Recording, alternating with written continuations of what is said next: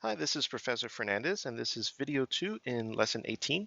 So we're talking here about the properties of integrals. We're going to do a couple of examples from Calculus Simplified that discuss those properties. So first thing I want to say is that we will be making use of, you can see in this first example, finding the antiderivative of powers, of power functions. We'll also do a similar thing over here in the second example, but we'll find a definite integral. So in video 18.2, sorry, that's this video 18.1, you might want to check that one out for a review of integrating the power function and also for just discussing the evaluation theorem. Okay, so I've put those theorems over here on the right-hand side, so I'm going to refer to them and use them in a minute. But again, the new thing in this video is certainly the properties of integrals. So let's dive into this first example. So it says calculate the integral of x squared minus x. So I'm going to scroll to the right and talk a little bit about properties of integrals very quickly. So that's what's down here.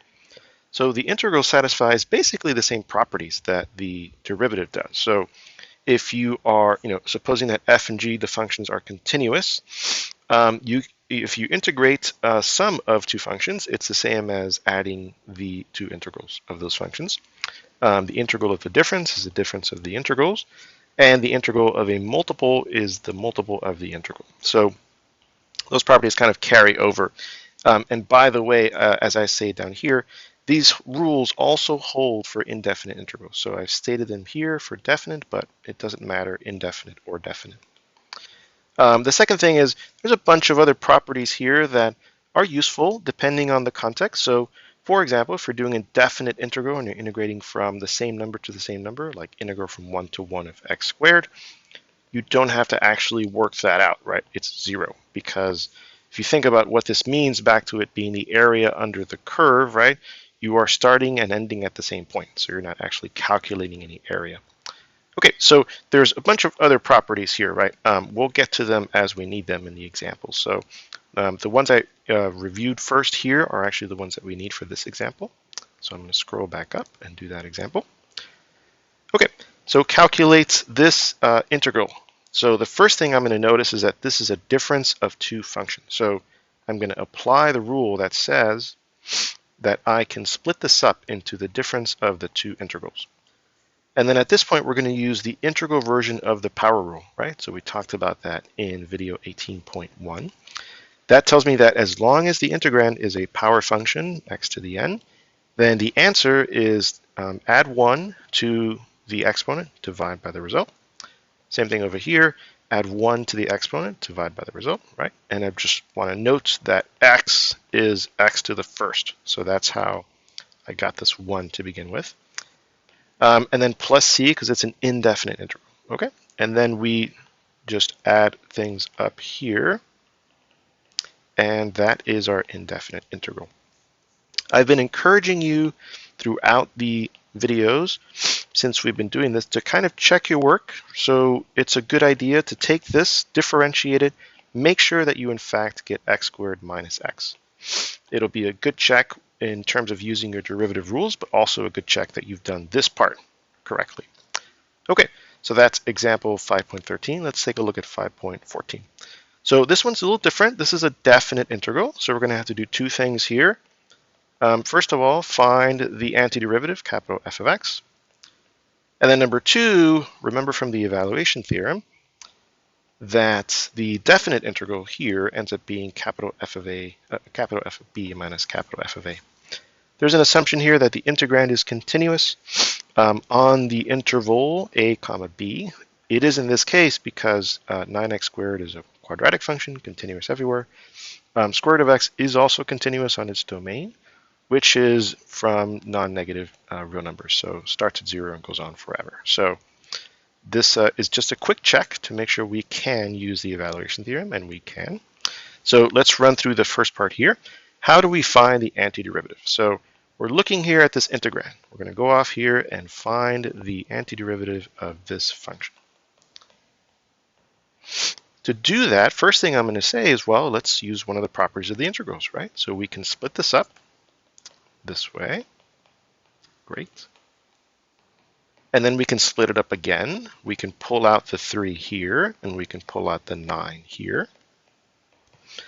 And here we are again where, well, I guess I'll do one more thing. Express this as x to the 1/2. And then here we are again, back to the integral version of the power rule. This is a power function, that's a power function. So let's apply the integral version of the power rule. So I'm going to take this number and I'm going to add 1. So x to the 1/2 plus 1, divide by the result. And then same thing with x squared. I'm going to add 1, divide by the result, and then plus c. Okay, and at this point I can simplify here. I get 3x to the 3/2 divided by 3/2 plus 9x to the 3rd divided by 3. And then I'm going to go back up here and just write in the top over here the simplified version. Dividing by 3/2 is the same as multiplying by 2/3. So 3 times 2/3, these 3's go away. So I'm going to be left with 2x to the 3/2 plus, and then 9 over 3, that leaves me with a 3x cubed. Okay, so this is the function that I am left trying to evaluate. So let's take a look here, give myself some more space. Down here, we've done that. So now we actually want to apply the fundamental, the evaluation theorem step. So we found our capital F, that's this is capital F, that's the antiderivative. Again, you might want to check that differentiating this actually gives you the integrand. So we have found that, and now the next thing we want to do is substitute in my B, substitute in my A, and then find the difference. Okay, so let's do that part next. So if I put in capital F of B, right, so that would be putting in a 9 in here. There we go, and then subtract, putting in a 0, each one of these has an x. So I subtract 0 minus 0, right? So I don't subtract anything there. And then at this point, I just do out my arithmetic. So some calculation after, then what you get ends up being 2,241. Again, the number does not matter that much in the context of this problem.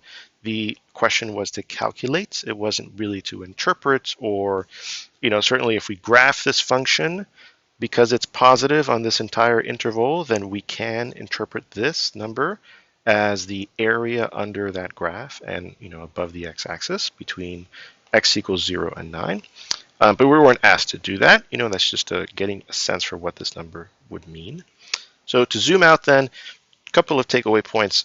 First of all, when you're calculating an indefinite integral, if you have some differences or multiples of a function in the integrand, then you can use these properties that we have used to simplify, like we did down here, simplify the calculation of that indefinite integral into simpler ones, right? This eventually turned into that. And then of course you might need to use something like the integral version of the power rule or some other integral technique. The second thing to mention is that, again, going back to the difference between indefinite and definite. So indefinite, you're calculating a function, the antiderivative, the function which differentiates to the integrand. Definite, you're calculating a number. So there, unless you have some very simple function which you can calculate the definite integral for using arithmetic or geometry, then what you'd want to do is use the evaluation theorem. And that's the two-step process that we did over here. It is a theorem, it has an assumption, so it's a good idea to just kind of run through that assumption at least the first few times that you're using it to make sure you're comfortable with when the theorem can be used and when it cannot. Okay, so those are the two steps for the evaluation theorem. And again, check out video 18.1 and 17.3 for more details on those two.